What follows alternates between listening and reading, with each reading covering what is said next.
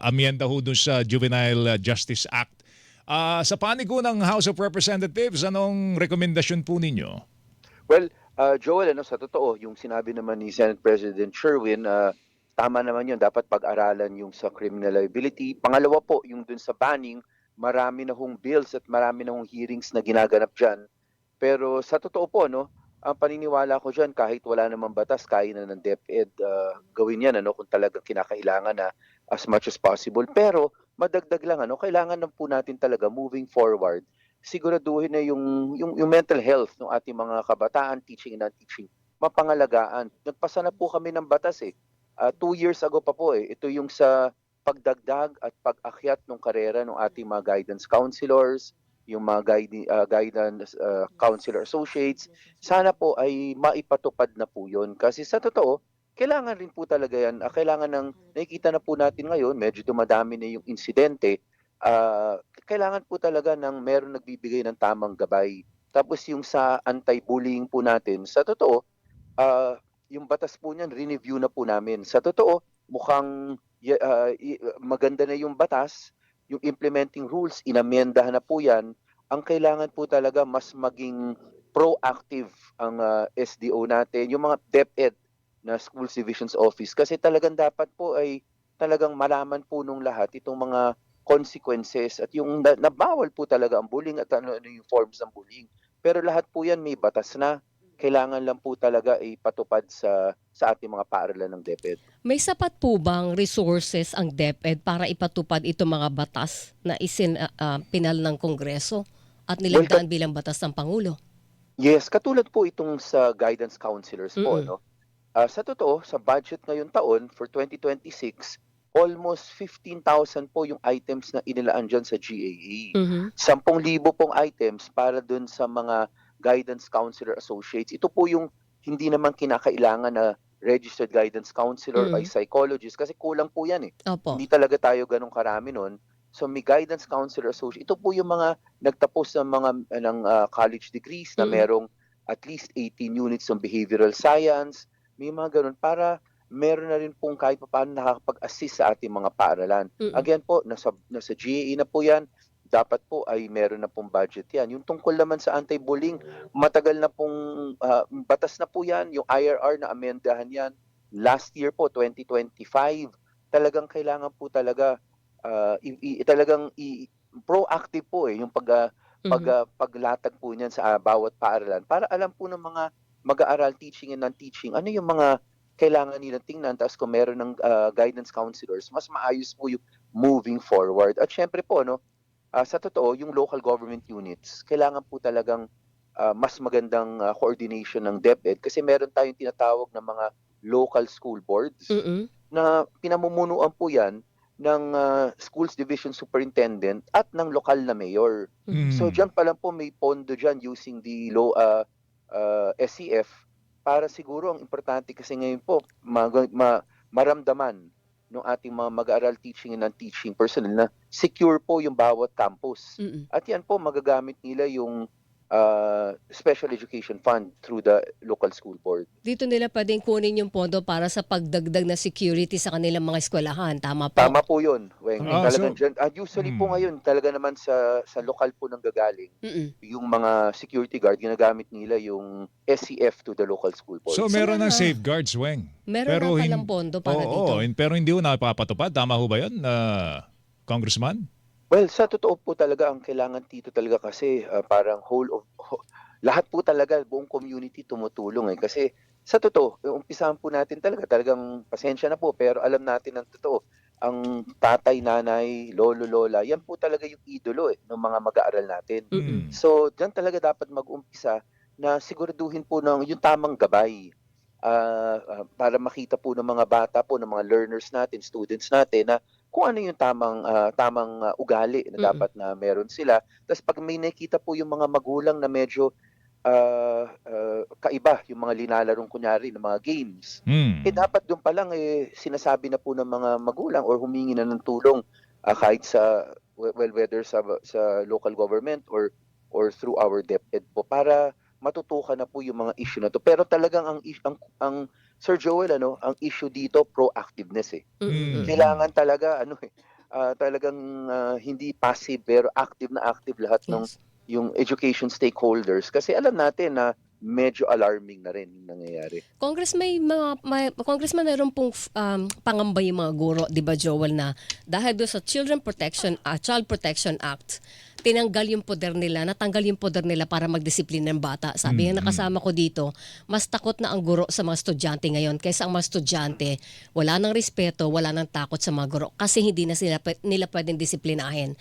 Kayo po, paano nyo gagawa ng paraan nyo sa Kongreso para balansehin yung pangangailangan sa pagdidisiplina sa mga bata?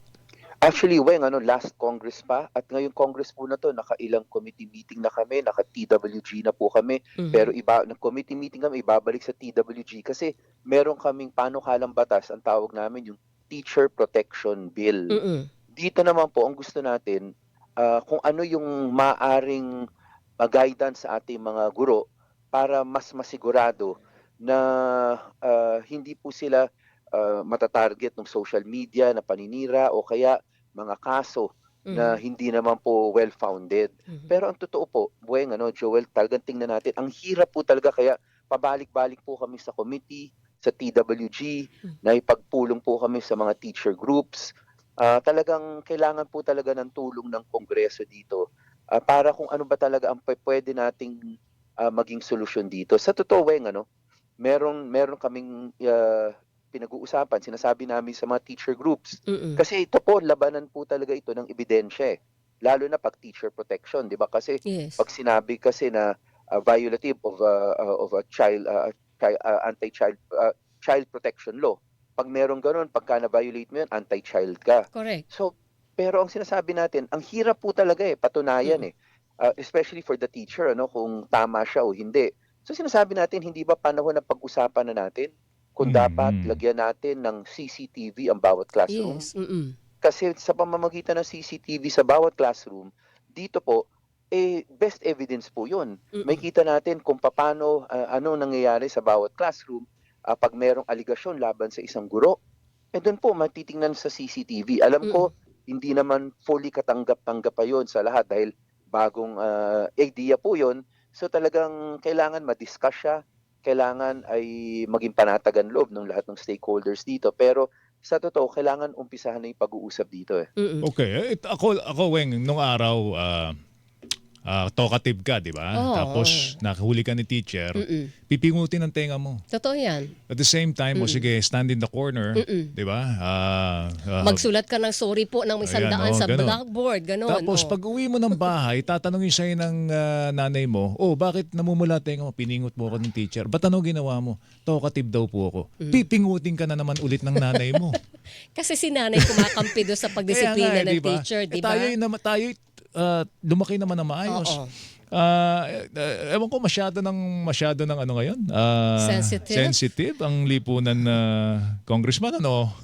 Ang nangyari kasi, Sir Joel, Opo. Ma'am Weng, sa totoo lang, meron naman kasi na aminin din natin na totoo, a few bad apples. Yes. Dahil po dito sa few bad apples, masyado namang, syempre naging naging medyo extreme para masigurado na walang not one child na ma-abuse Pero tama talagang dahil po nga dito sa a few not so good na apples sa totoo dito tayo umabot ngayon at talagang nahihirapan yung mga teachers natin kung ano ang pwede nilang magawa para syempre pagtakot ng teacher, how can they have effective teaching nawawala eh. Totoo yan. Okay. Nangingimi sila para silang tumatawid sa sinulid. Congressman, Tama di ba? Tumutuloy Tama po yun. tumutuloy sa sinulid. Oo, Ayun ang ang hirap tamang nun. term dun no? Tapos ayaw din nila magbagsak na estudyante dahil tanda mo, Joel, yung binigit mo kahapon sa isa sa lugar sa Mindanao, binaril yung teacher kasi binigyan siya ng failing grade, Congressman. Oo, mabigat. So yung Alam niyo po, Go ahead sa po. totoo, meron na mga balitang ganyan na yung ibang teacher ay kinakabahan sa mga ganyang bagay kasi nagagalit yung magulang pag hindi maganda yung grade. Kahit hindi naman binaksak pero hindi maganda yung grade, meron ng minsan nagkakaanuhan. So that's why talaga na kailangan natin ma-push talaga kung ano yung dapat ilaman ng teacher protection bill kasi hindi na po pwedeng ganito. End of the day po, alam natin yung kalidad ng edukasyon natin medyo behind na. kung mawala pa yung effectiveness talaga nung teaching ng ating mga teachers, mas lalong lalala yung sitwasyon. Parang ang bigat ng problema ng edukasyon talaga natin, Congressman. Lahat na pa curriculum, 'di ba? Malaki na Sa punto dyan, pero ganyan pa rin ang problema natin. Sistema ng pagtuturo, respeto ng bata at ng teacher sa isa't isa. Lahat na may problema. Pero in fairness, Ma'am Weng, Sir Joel, kunyari po sa curriculum, talagang pong nung pumasok ko sa yung K-12, talagang sobrang daming subjects at competencies. Ngayon po, nandito na tayo na medyo, in fairness po, maganda na yung reforms dyan. Dapat itong taon na ito, itong academic calendar, dapat makita na po natin yung talagang nakafocus na siya dun sa tinatawag na functional literacy, yung reading comprehension, math grade level readiness at GMRC. So pagbigyan lang po natin yan, yung reforms kasi dekada naman talagang nagka-issue dyan. Yes, Yung, oo.